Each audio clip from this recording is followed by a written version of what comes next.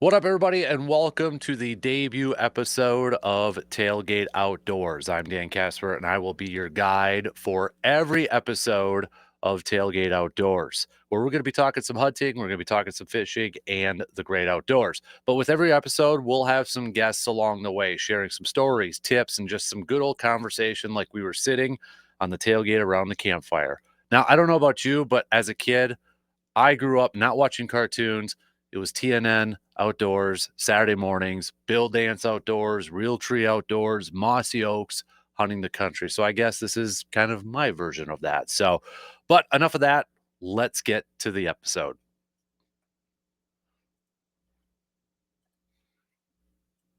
Our first guest for our first episode of Tailgate Outdoors are good friends, Adam and Aaron from No Idea. They've been on our podcasts and obviously text the program and the morning show when it's football season, right? When it's football season over there. But it's been a hot minute. So like when we thought about doing this program and I made the list of guests that we had to have on, you guys were at the top. There. So. I think that means we've made it, right? We've arrived. You guys have arrived a long time ago before this. So we appreciate you making some time and sharing your wisdom and thoughts and outdoor talk with the rest of us. Yeah, our pleasure. So, it's great to be on. yeah. So anybody listening right now, maybe you've heard of No Idea or maybe not familiar and such. First of all, where have you been?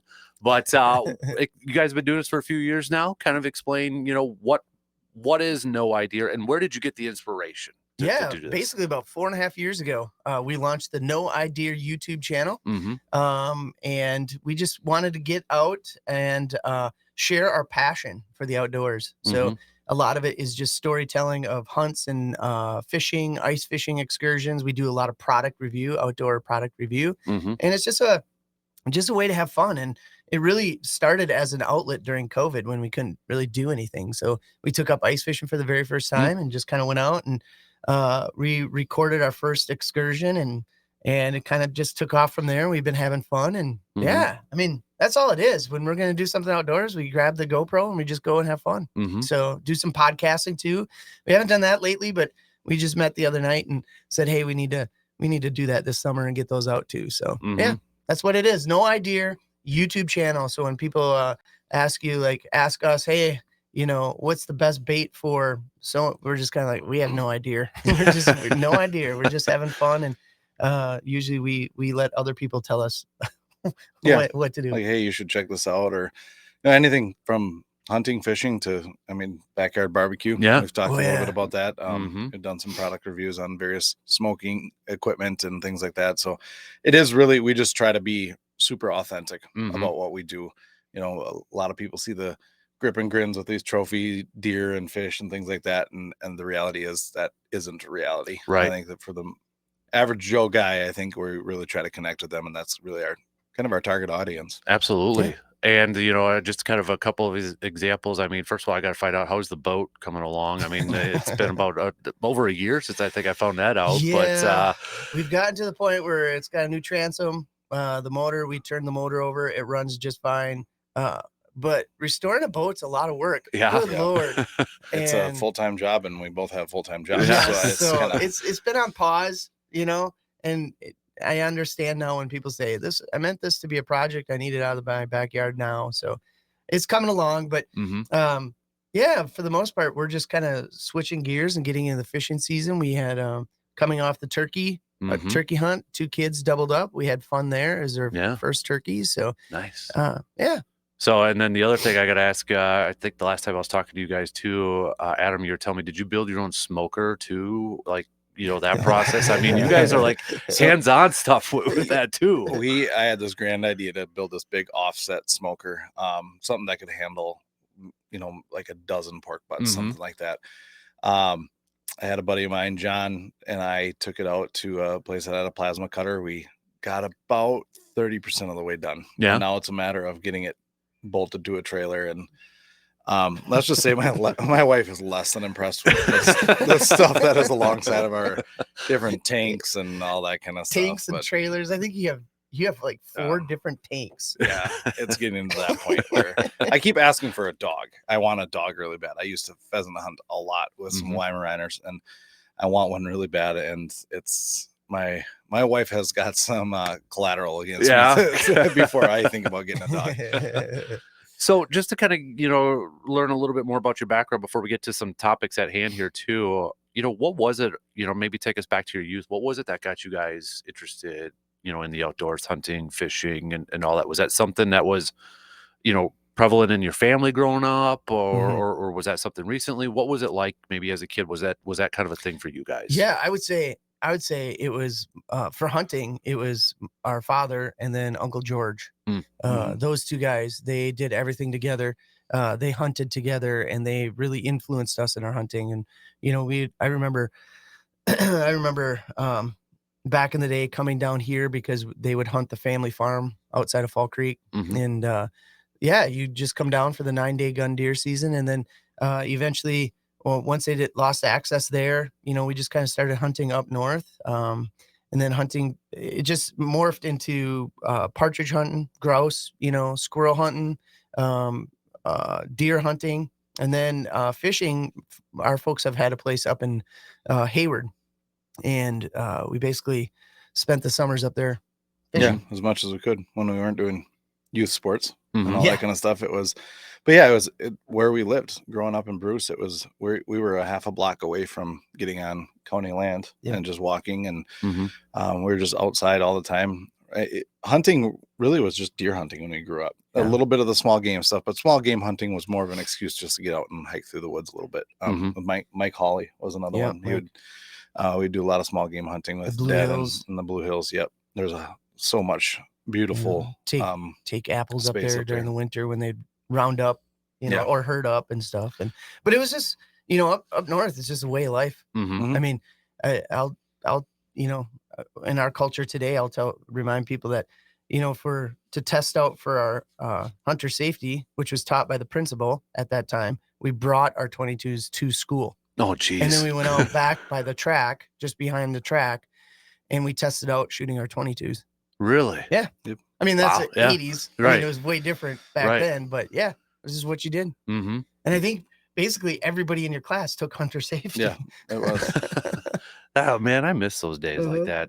So, this weekend too, obviously it's going on right now because this is Saturday morning when we're airing this, and that it is, free weekend, which is usually, first full weekend in June and such. So anybody maybe interested in the outdoors or haven't bought their fishing license, it's the good time to go out and test that too. So when, you guys mentioned kind of getting ready for fishing and that now that turkey season's in the books and such, is it a family thing when you guys, is it a big family adventure when you guys go out and hit the waters? Is there certain types of fish that you guys target, or what's a fishing excursion like for the no idea guys? It does tend to be a little bit more of a family ordeal, just because our style of fishing, again, we don't have some crazy Ranger boat or a Lund.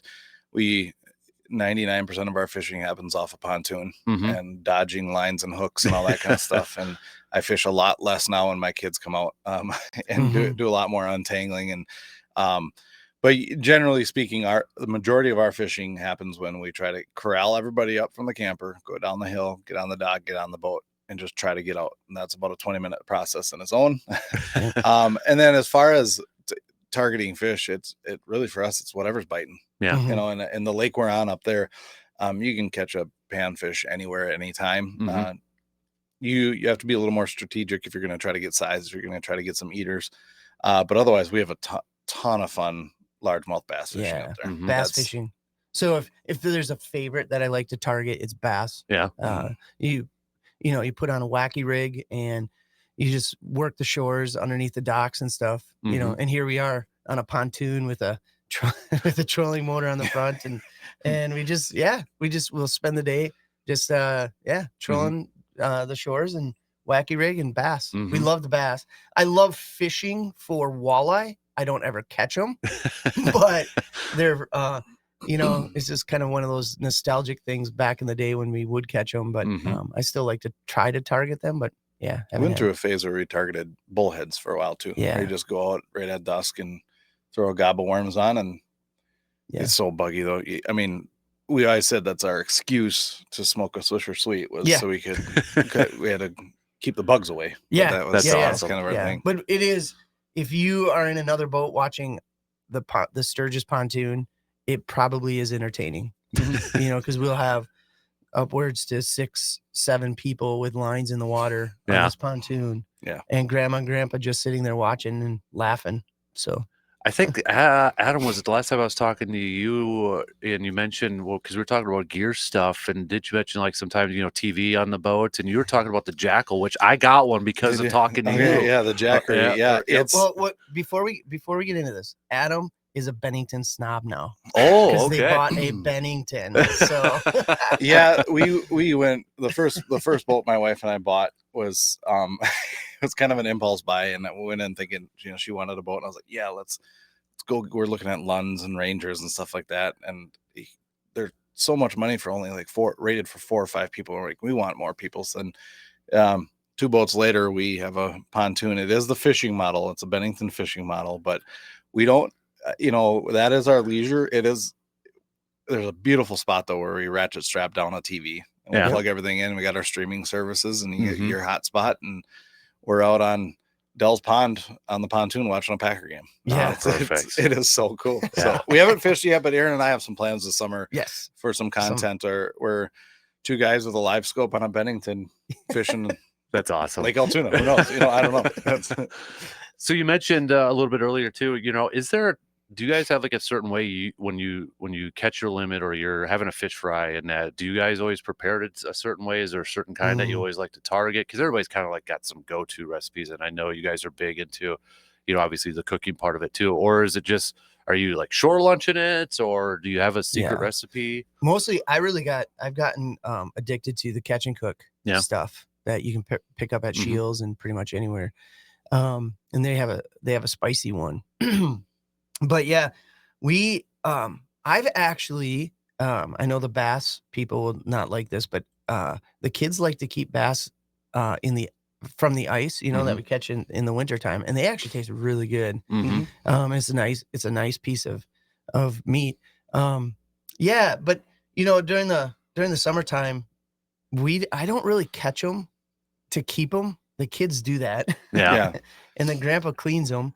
But yeah, we just clean them up, and then we'll grab a turkey fryer. Yeah, it's pretty much just deep frying everything. Yep. Yeah. Deep Just fry. pretty simple. Got a turkey fryer, get a nice process going where somebody's shaking them in the batter shaker and then bringing them out. But recipe wise, I'm with you. I mean, shore lunch, we've tried some of the spicy Cajun stuff. It's all really good. I mean, it's, and that's what I think part of it is just the deep fry that makes it so good. But the key there, in my opinion, is you got to do about 2 or 3 batches of fish, then throw your French fries in, and then finish with fish again. Yeah. And the kids, a special treat for the kids is when they grandma and grandpa make it for breakfast. They'll have eggs and fish for breakfast. They love that. That's awesome. So I'm just like, yeah.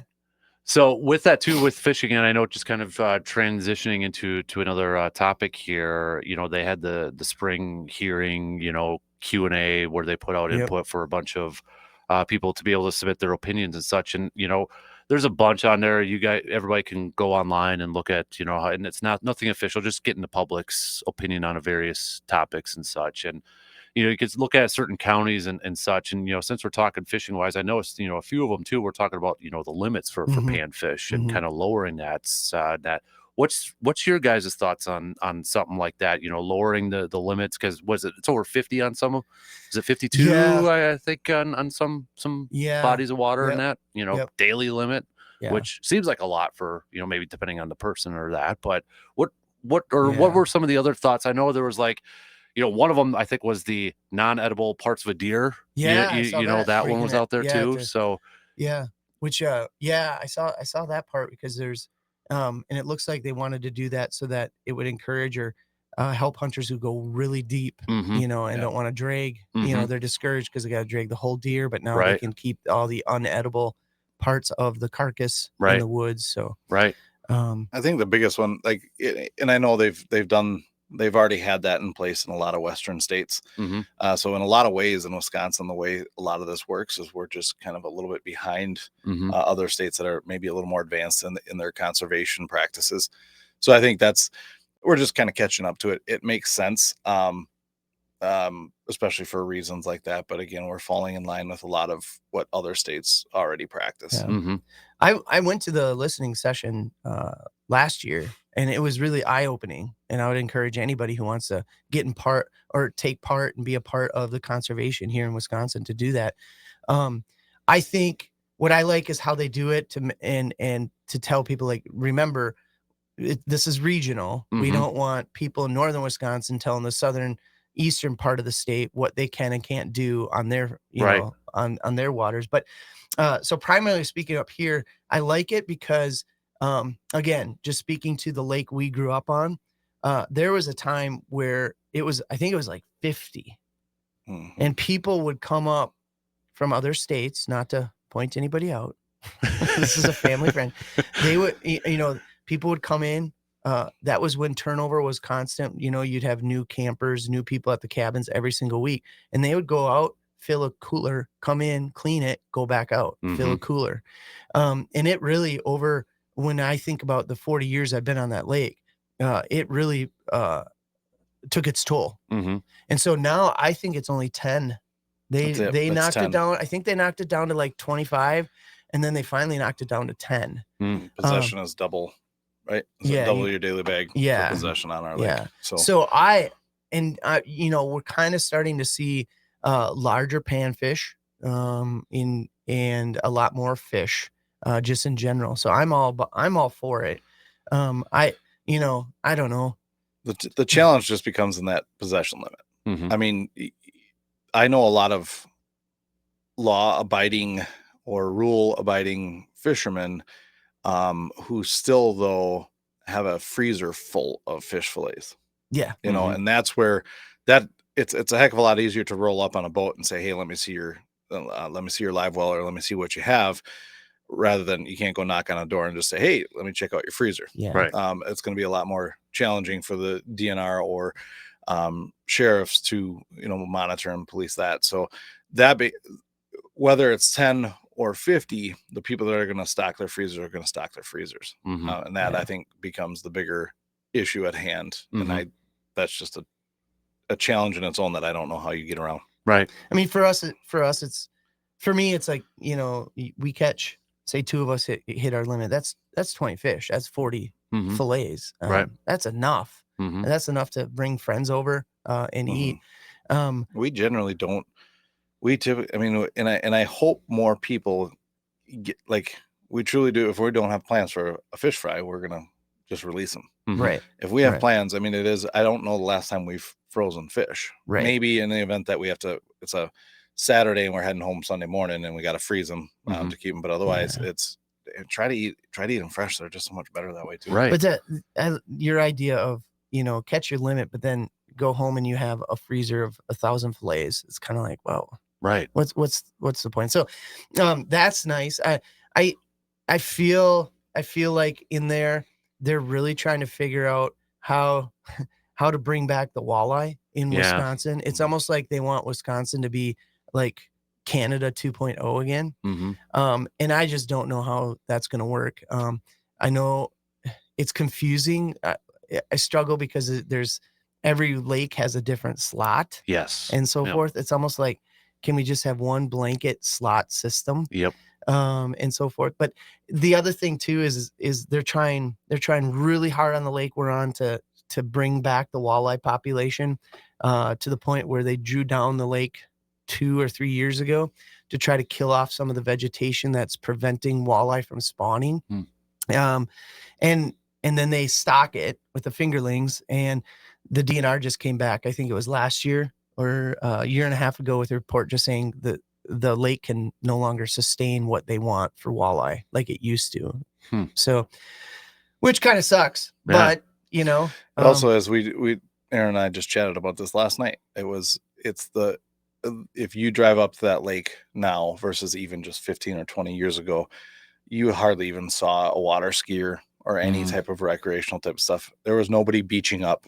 There was a specific spot on this lake where you'd 25 years ago, you'd limit out in walleye within a half hour or so. Wow. Now you drive back to that spot and 20 feet away is 7 or 8 boats all beached up. on the shoreline. And I'd be so interested to see. I told Aaron it'd be so interesting to see just the subsurface of that water, what everything underwater looked like 20, 30 years ago versus what it looks like now. And that's not a dig on wake boats or jet boats or anything like that. That's just a pure traffic. How many more people are up there and how many more recreational boats. So it's just getting more traffic. And it's just inherently going to be decimating to certain aspects of what the fish use. And it looked like the a majority of those listening sessions, the topics advanced, right?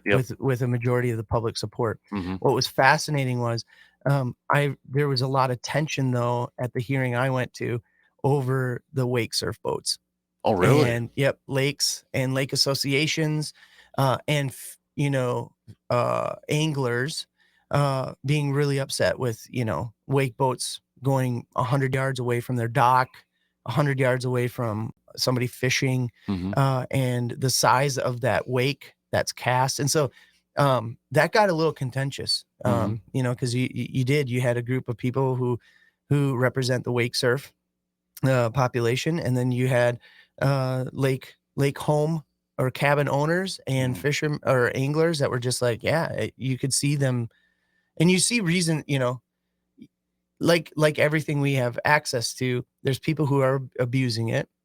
There's people that follow the laws and stay away. But it only takes one to ruin it for everybody. Exactly. And I think one final thing to kind of point out about those wake boats and things like that, is we see it. Yes, a fisherman sitting there and it's rocking the boat because these guys are wake surfing really close by, or we see the damage. It's really easy to see the damage that they potentially cause on the shoreline.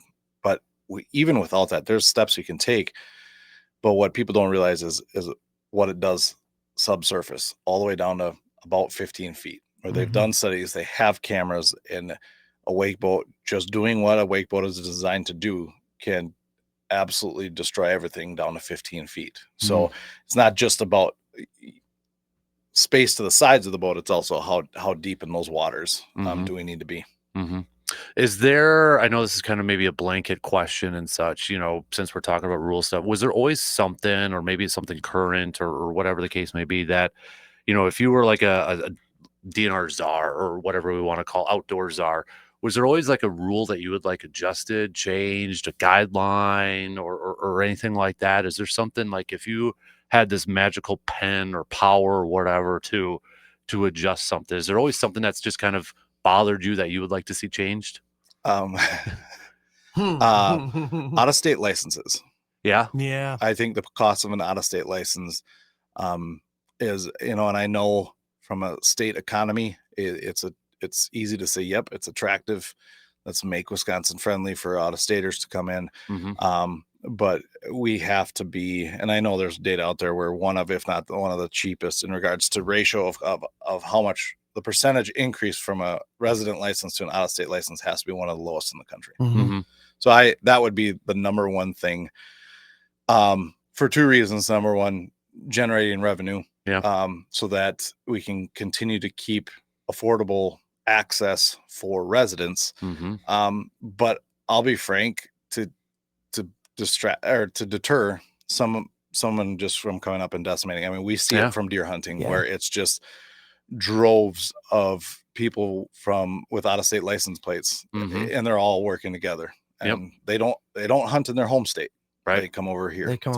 So it's, and let's just say their deer, a lot of their deer can fit on the back of a yes, they're not practicing any quality deer management by any means. And it's one of those deals where, again, that's probably more the barstool biologist and me talking, as we've talked about before, but that would be my one magical one.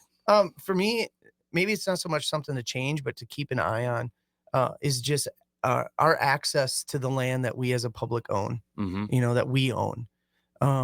That's still, I think that's one of the biggest issues to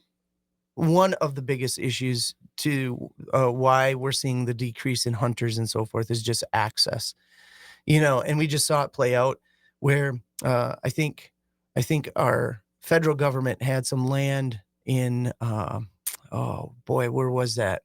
To Utah or someplace out, they had it on the chop block to, to sell and so forth. But these are our lands, and we need to protect those so that everybody has fair access to either hunt, fish, and enjoy the outdoors. So again, for me, not really tweak, but kind of like, yeah, we need to pay attention to that stuff. Right. I like that too. Before we move to the next main topic at hand, because I haven't told you guys this part yet, but you're going to be in the first 2 episodes of this show. So Ooh. our interview is going to be in the first 2. So you're going to be the first 2 weeks. So if we 2 don't get good weeks. ratings, I'm blaming you guys Oh, okay. on this one. So, just kidding. All right, let's go. So the final segment for the first episode, favorite hunting or fishing memory to date. Could be from when you were a kid to an adult, as a dad, as a parent, or is there one that always kind of sticks in your mind when you think about it? I know that it's going to be replaced soon. My kids are just getting a little bit more and more into hunting and fishing. My oldest recently did hunter safety with Aaron's kids too, and nothing crazy there. But I will just never forget. There's a hunt that we had up in Excellent back home. We never shot or had even the opportunity to harvest trophy type animals where we lived, just more or less because of access. But there was a spot of land, just probably a 80-acre wooded spot that we every single 6:30 opening day, Aaron and I would walk it to my dad. And about the 4th year we did this, the neighbors were also driving their lot next to him, and we just kind of hunkered down and we heard Dad shoot.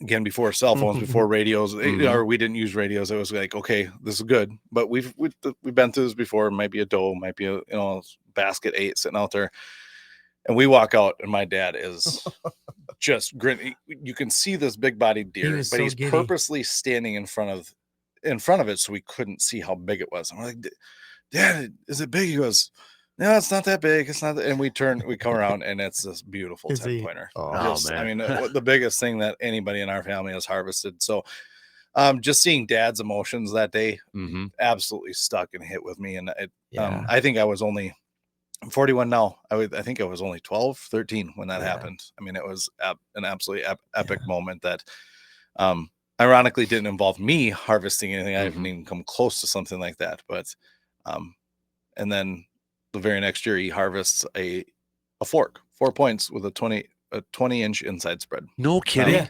That one is very close, but because then it kind of became like we're expecting to get some monster deer every year. Right. Yeah, it was a 4-point deer with a 20-inch inside spread. Wow. And we didn't think anything of it. We cut the antlers off until a guy who's a taxidermist up in Bruce said, Gunner's taxidermy, yeah, that might be a state record. And so we checked it out. It wasn't. It was close, but he had an extra cape. He's like, I got to mount this for you guys. So yeah, no kidding. That's awesome. Yeah. For me though, it's changed now. Just because my kids are starting to harvest deer. My oldest son now. Just he's been able to get a couple bucks now and just see how he's really embraced it, to see how my kids and his daughter, how they're embracing the outdoors, the hunting and fishing. So those are the memories for me right now. Just those immediate memories of watching my kids do that. Absolutely. That's going to do it for this episode of Tailgate Outdoors. Don't forget to listen live every Saturday morning at 8 a.m. Central Time on Sports Talk 105.1 FM and 790 AM, or online at sportstalk1051.com. And you can even tell your Alexa devices to play WAYY. And don't forget to follow the podcast, the Tailgate Outdoors podcast, wherever you listen to your podcast, like Apple or Spotify. And on YouTube, we got the video series obviously up on there too.